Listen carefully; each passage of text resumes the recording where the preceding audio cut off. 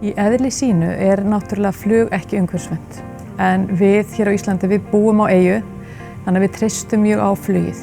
Og flugið skapar störf fyrir okkur, við eigum viðskipti við önnur lönd og flugið stuðlar að sjálfbærni á heimsvísu.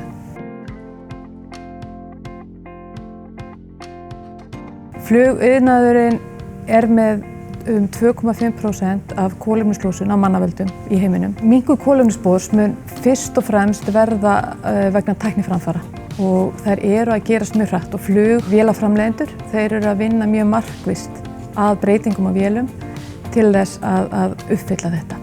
Í framtíðinni maður að vonast til þess að sjá rafmagnsflugvélar og þá allavega innan tíðar vélar sem eru á umhverfisvænna eldsneyti. Þannig að ég held að með framförum, tækniframförum, séum við að sjá töluvert mikla breytingar í því hvernig þessi iðnaður mun ganga fyrir sig.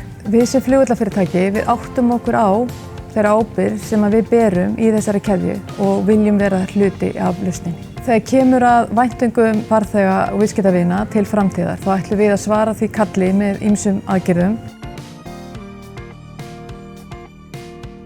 Helstu áherslur sem við erum með í loftslagsmálum hjá Isavia að minnka náttúrulega kolefnisspori hjá okkur og þá erum við að leggja mikla áherslu á að draga úr eldsneytisnotkun. Kolefnisspor Isavia stærst vegna eldsneytisnotkunar og þá vegur þyngst stóru tækin á Keflavíkurflugvelli.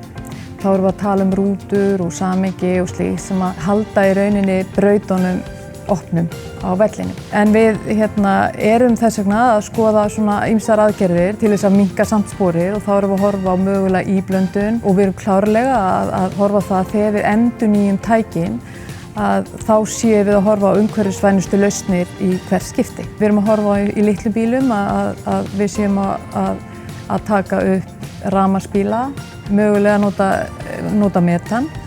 Við erum að horfa í stórum tækjum að við séum mögulega að nota íblöndunarefni og þess má geta að öll raforka sem Isavia kaupir vottuð frá endurnýjanlegum orkugjöfum. Við erum að vinna markvisst með rekstraraðilum á Keflavíkurflugvelli að ýmsum lausnum varðandi sorpmálin hjá okkur. Við myndum vilja sjá flokkunina vera betri hjá okkur, við myndum vilja sjá plastið minnka sem dæmi.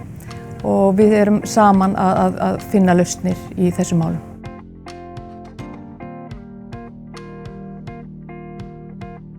Við erum að vinna núna að því að stilla upp stjórnkerfi fyrir ISO 14001 staðalinn sem við ætlum að ljúka fyrir Keflavíkurflugvöll fyrir lok árs 2020. Þar að auki erum við náttúrulega þáttakandi í kolefniskerfi fyrir flugvelli sem heitir ACA.